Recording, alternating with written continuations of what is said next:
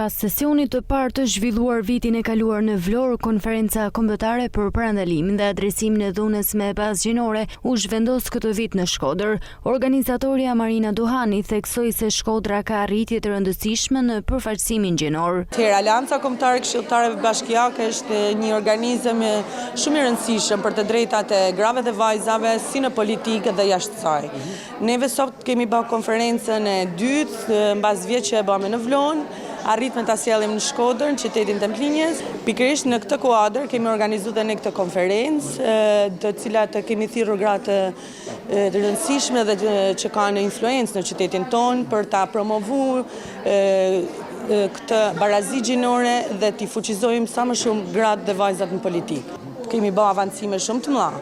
Edhe sipas statistikave të organizmave ndërkombëtar, është sidomos në Këshillat Bashkiake ne kemi arritur 50% e përfaqësimit të grave dhe vajzave kundrejt burrave dhe djemve. Ky takim ka në fokus të veçantë përfaqësimin gjinor dhe ngritjen e zërit për barazi.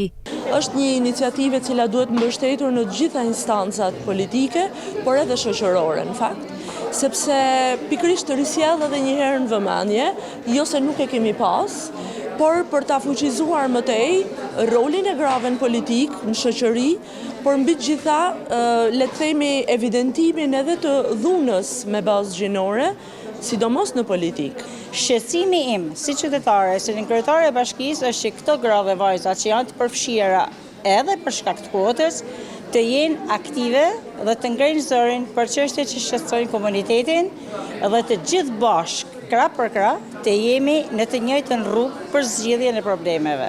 Konferenca nxorri në parëndësinë e bashkëpunimit ndërinstitucional dhe rolin aktiv të komunitetit në parandalimin e dhunës me bazë gjinore.